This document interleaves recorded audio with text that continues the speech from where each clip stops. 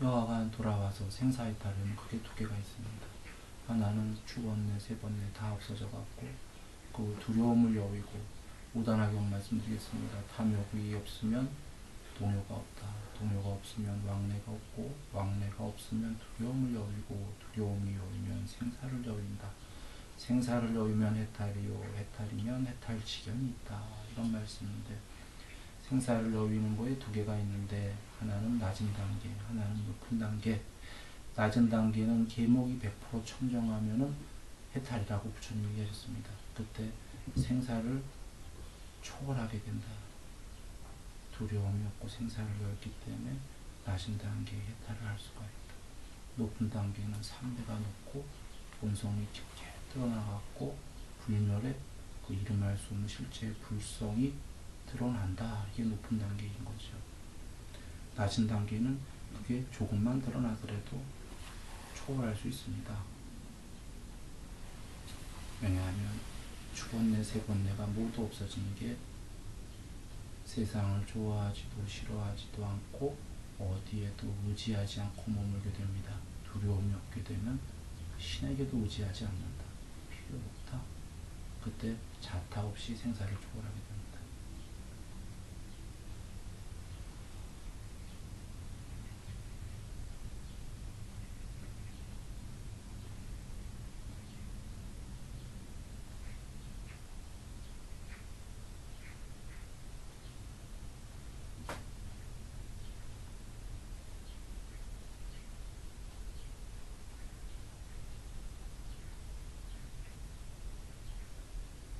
예능 스님이 육조단경에서 마음 안에 중생을 먼저 발견해라. 마음 안에 중생을 발견해라. 라고 하셨고, 중국 조사죠. 그리고 부처님의 행을 해라. 그럼 부타다. 부처님의 행을 하려면 마음이 부처님 마음이에요. 그죠? 행은 마음 다음에 나오니까 당연히 부처님의 행을 하면 부처님이죠. 그런데 마음 안에 중생을 먼저 발견해라. 중생이 뭔가요? 마음 안에 해로운 법을 짓는 게 중생인 겁니다. 물론 우리가 번뇌의 마음, 해로운 마음이니까 말과 행동이 해롭게 나오죠. 어쩌란 말이에요. 맞거든요. 그런데 맞는데 역순도 맞다예요. 언제부터 마음이 있었냐는 거예요. 애초에 없었다. 경험한 대로 입력이 됐다. 저장이 됐다. 그래서 지금 그것들이 뇌에서 경험되는 게 해로운 마음이요. 그래서 말과 행동이 해롭게 나오니까 지금 부처님께서는 역순으로 그렇다면 지금부터라도 말과 행동을 참아보고 해로운 걸 삼가해 보아라. 착하게 지면은 그 정보라는 게 이제 불교용어로는 법이에요. 구성 요소들, 법들이 아래와식에 차곡차곡 쌓일 것이다. 그 차곡차곡 착한 것들이 쌓이면은 이제 뇌에 올라오는 것들은 비유컨대 다 착한 것들만 올라올 것이다. 그러면 이제 해로운 마음이 아니라 착한 마음이 될 것이다. 이 말씀인 거예요. 그러나 여전히 착한 마음도 좋은 거지만 천상세계에 갈 수 있는 좋은 덕목일 뿐 해탈은 아니니까 그 착한 마음에서 더 초월을 해라. 그래서 불성이 드러나게 되면 된다. 이런 말씀이죠. 그래서 아까 희능 스님이 마음 안에서 중생을 발견해라. 이런 거는 스스로 해로운 법을 짓고 있는 걸 알아라. 그런 얘기예요. 그 희능 스님이 육조단경에서 궁극이 될 때까지 진참에 늘 한다. 이러신 거예요. 본인도 하셨겠죠. 그러니까 그런 얘기를 하셨을 텐데, 참회란 해탈하기 전까지는 조금이라도 남아있는 거 다 참회한다. 그리고 그 안에 중생을 발견해서 그렇게 중생의 해로운 말과 행동을 안 하게끔 한다. 라고 희능 스님이 얘기한 겁니다. 마음 안에서 중생을 발견해갖고 중생이 전부 다 소멸하면 부처님이죠.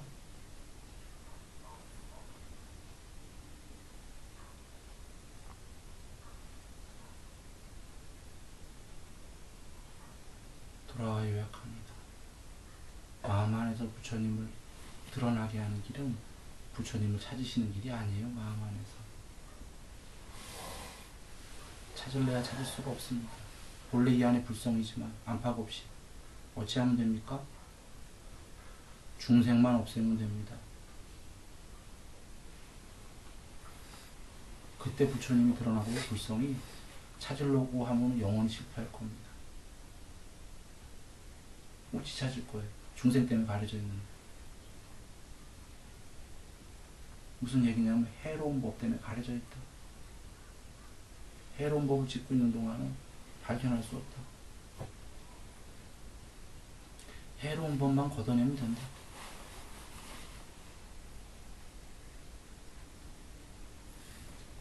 이것이 제가 드린 얘기가 아닙니다. 제 입으로 빌어서 얘기했지만 초기 경전의 부처님 말씀입니다.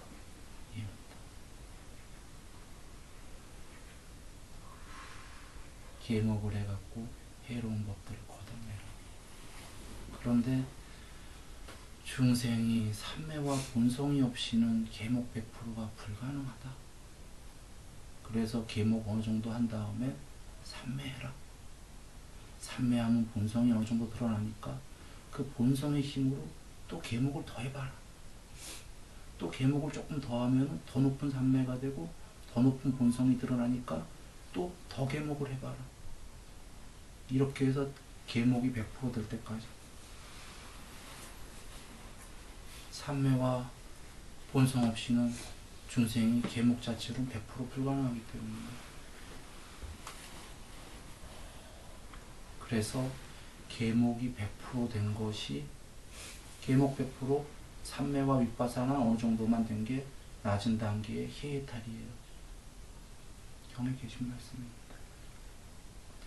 높은 단계에 아까 완전히 불성이 드러나는 건 계목 100%, 삼매 100%, 윗바사나 100%. 이게 제일 높은 단계. 양면해탈. 이 양면해탈이라는 건 심해탈 플러스 윗바사나 해탈이에요. 양쪽 다를 이루었다. 부처님께서 나는 양면해탈한 자이고 이보다 더 높은 해탈은 없다 이러셨습니다. 지금 초기 경전을 결집한 500명의 아라한들께서는 많은 아라한 해탈하신 분들 중에서도 양면 해탈하신 분들로만 500명이 뽑혔어요. 그리고 아까 그 양면 해탈 아닌 거는 희해탈. 희해탈은 아까 삼매와 윗바사나 그냥 어느 정도만 하고 계목 100%는 희해탈이라고 했습니다. 계목 100%가 그래 중요한 거예요. 중간 정도의 윗바사나 해탈, 대념적인 해탈은 계목 100%, 삼매는 그냥 4개 삼매, 8개 삼매 전부사가 아니라 그 다음에 윗바사나 100% 이렇게가 또 중간 단계의 해탈이가 되는 거죠.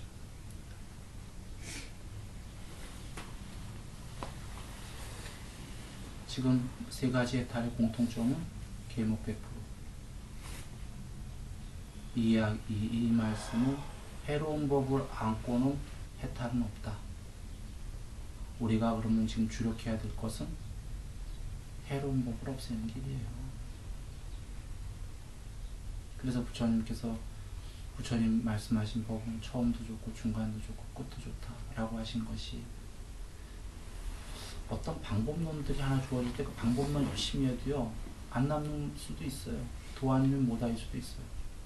세월이 지나도. 그런데 부처님 주신 계정에는 계목 100% 아까 말씀드린 게 남는 게 있다. 해로운 법을 뽑아내면 뽑아낼수록 지고스러워진다. 지고스러워질 수밖에 더 있습니까? 화가 없어졌는데 안 행복하겠습니까? 문제는 어찌 없애냐라는 게 방법론이 중요한 거지. 화만 없을 수 있다면 없어졌는데 안 행복하겠어요? 밖에서 어떻게 화를 내게 하건 말건 없다라는 건 그 사람이 얼마나 평화롭길래 밖에서 막 화내게 해도 안 된다 이런 얘기입니까? 상관없다라는 거. No problem. 그래서 우리가 우스개로 그런 얘기 하잖아요. 내가 신이냐 화를 참게 이 많은 이 세계에서 욕기에서 그게 정답이었다 이렇게 제가 얘기 드리는 게 참는 사람이 신인 겁니다. 신이 됩니다. 내가 신이냐 참게 신이니까 참는 거예요.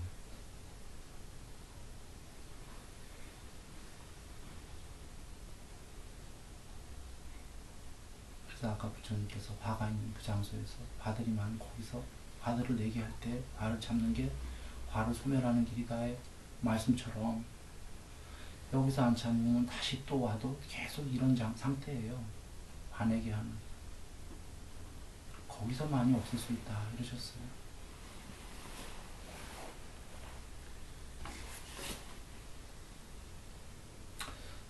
그리고 마음은 화내는 얼굴일 때는 화내는 행동을 할 때 마음이 화가 나서잖아요. 그렇죠? 그래서 우리는 평화롭길 바래요. 마음이 번뇌를 없애고 평화로운 마음이기를 원하는 거죠. 평화로운 마음이기를 원한다면 아까 해로운 법을 하지 말아야 되는 게 해로운 법이 해로운 마음이기 때문이에요. 예를 들면 매일 화내면서 화내는 마음이면서 화내는 마음에서 평화로운 마음이기를 살생하는 마음이면서 아까 살생하는 행동을 하고 있다는 건 살생하는 마음인데 살생하는 마음이면서 평화로운 마음이기를 도둑질하는 마음이면서 평화로운 마음이기를 거짓말하면서 평화로운 마음이기를 지금 이루어질 수 없는 걸 하고 있다는 게 이해되십니까? 해로운 법을 하고 있다는 건 해로운 마음 상태인데 해로운 마음이면서 늘 평화로운 마음이기를 하고 이루어질 수 없는 것을 하고 있는 거예요. 그 시간에 우유에다가 젓가락으로 우유를 줘야 된다. 그 짓는 게 뭐냐면 아까 해로운 마음으로 짓고 있는 거를 삼가야 된다.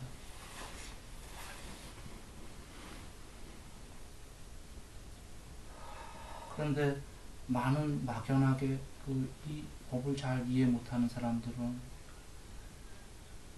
변민스럽게도 대부분의 어쩌면 많은 사람들은 아까 그런 안 좋은 마음을 하면서 이루어질 수 없는 평화로운 마음이기를 이렇게들 보통도 생각한다 이런 겁니다.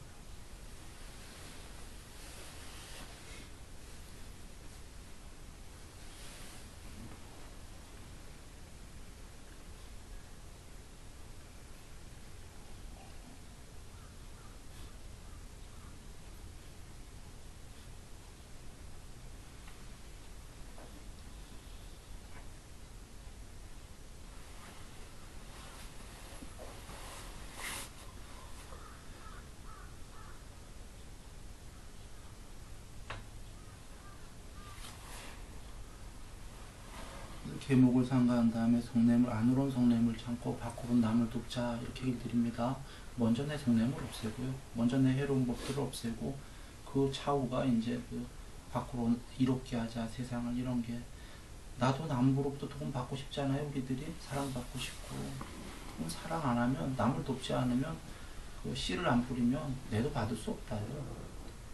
그냥 받기를 이루어질 수 없는 걸 원할 뿐인 거지.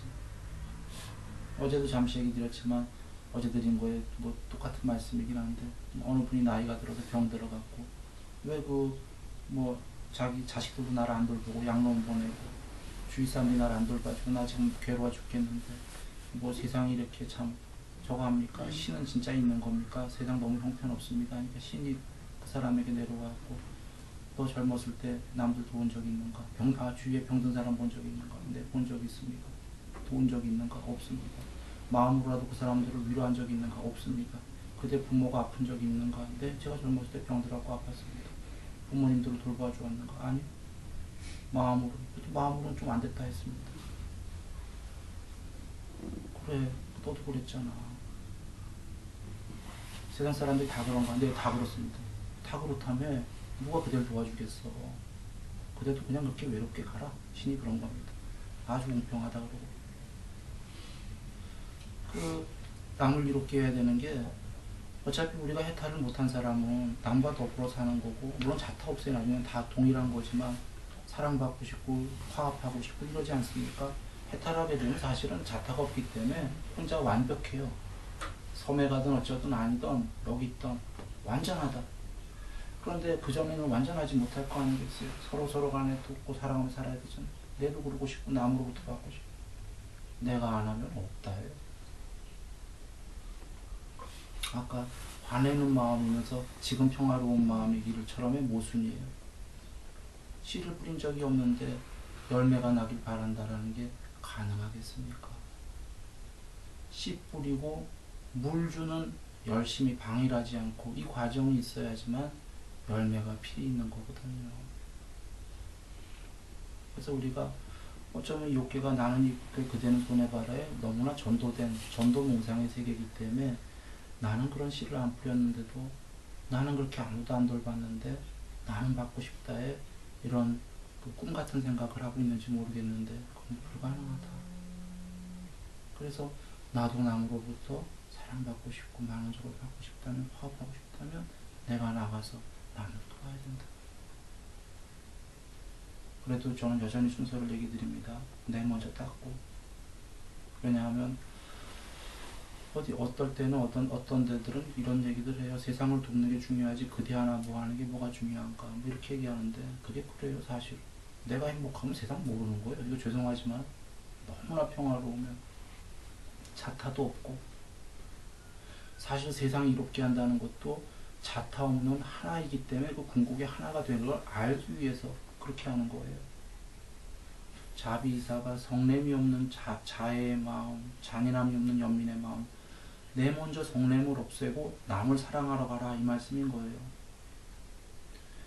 실제로 이 순서를 바꾸게 되면 그것도 괜찮긴 한데 남을 사랑하러 갔다가 좌절하는 사람 주위에서 얘기 많이 들으셨어요? 어떤 종교적으로 남을 사랑하러 갔어. 전 많이 봤습니다. 근데 내 안에 성내는 걸 참는 걸 먼저 못 배웠어. 가서 좌절을 해요. 나는 이렇게 사랑한다는데 왜 이렇게 나를 힘들게 하지? 원래 힘들게 하는 거다라고 얘기 드렸잖아요. 이 세상. 그래서 내 안의 성냄을 먼저 많이 다스린 사람이 밖에도 사랑을 훨씬 넓게 펼칠 수 있는 거예요. 자의 마음. 그와 같이 드리는 게 물론 밖으로 먼저 이렇게 해도 괜찮습니다만 그래도 순서적으로 드리는 얘기가 내 안에 뭐 소승 대승 얘기들 하는데 소승 대승이 어디 있습니까? 초기 경전에 부처님은 소대승 다 얘기하셨어요. 지금 오히려 불교가 뭐 소승이니 대승이니 갈라서 얘기하는 거지 그런 거 없다. 부처님께서 내 안에 걸 잘 닦은 다음에 순서는 그 다음에 어느 정도 되면 밖에 많은 일을 이롭게 하라는 게 경에 계셔요. 어떤 장자가 그 출가하자마자 바로 자기 가족들에게 이걸 펼치러 가니까 부처님께서 말리셨어요. 그대가 먼저 어느 정도 좀 된 다음에 가라 하시고. 두 가지 이유겠죠.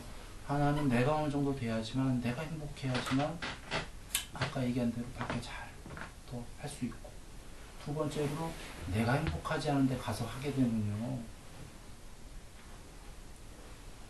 이게 사실 자기도 잘 모르는 거잖아요.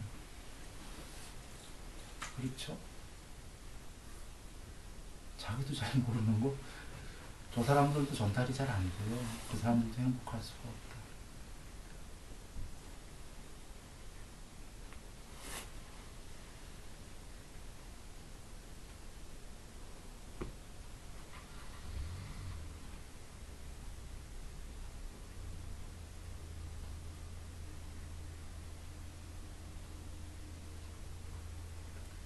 그래서 돌아와서 부처님께서 주신 계정에는요, 그 막연하거나 뜬구름 잡는 말씀이 아니고요.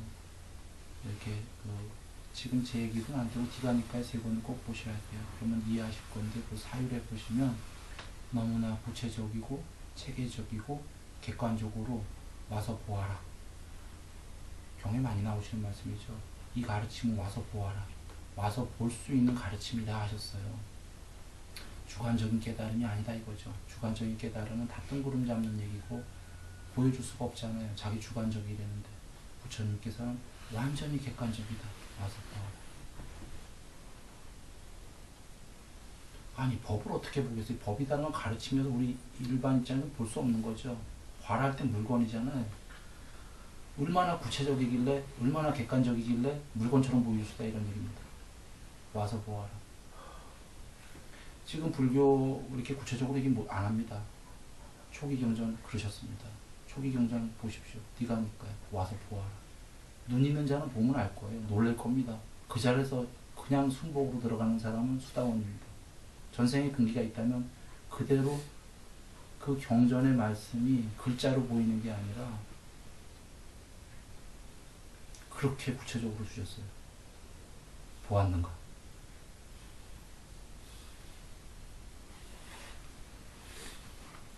한번들 그 경을 한번 보십시오. 그래서 볼 수 있는 분이 있다면 그 자리에서 그 당시엔 굉장한 분들이 많으셨어요. 말씀을 부처님 말씀 딱 듣자마자 앉은 뱅기를 일으켜 주신 것처럼 장님을 눈뜨게 해주신 것처럼 막 놀라운 설법을 주시다니 영원히 귀합니다. 그 사람도 전생에 공부 많이 한 사람들이죠. 딱 본 거군요. 그 사람들이 그 자리에서 수다원이었어요. 말씀 한 번 듣고. 수다원이 뭐냐면 최소 2번, 최대 7번 안에 해탈이 예정된 사람들이에요. 예정된 성자입니다. 그 말씀 부처님 말씀 한 번에 수다원이 돼버린 거예요.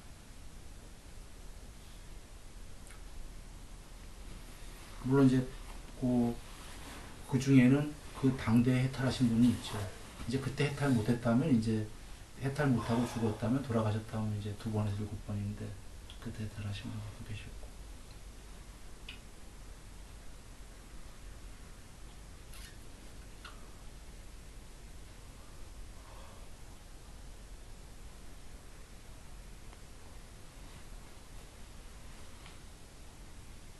아까 꿈에 얘기 드렸듯이 화가 없어진 사람은 무탈해요. 아무 탈이 없다.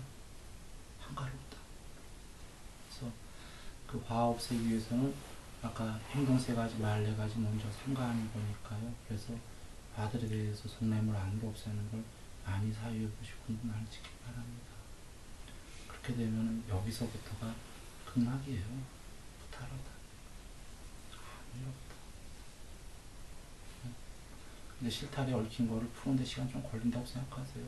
순일이도 방두자, 방어할 두려움 자유 있었지만 그 갈 때까지 극한까지 가고 자살하자 이럴 때 어떤 참여가 되기 시작했는데 그때 그 실타래를 도저히 풀 수가 없다. 이렇게까지 인생에서 꼬였는데 더 이상 무슨 방법이 있나. 풀 수가 없으니까 죽자 이렇게 마음을 먹었는데 그게 아니란 걸 알았어요. 근데 너무 꼬여놓으니까 시간은 좀 걸리더라 이런 얘기입니다. 오늘 여기서 끝내겠습니다.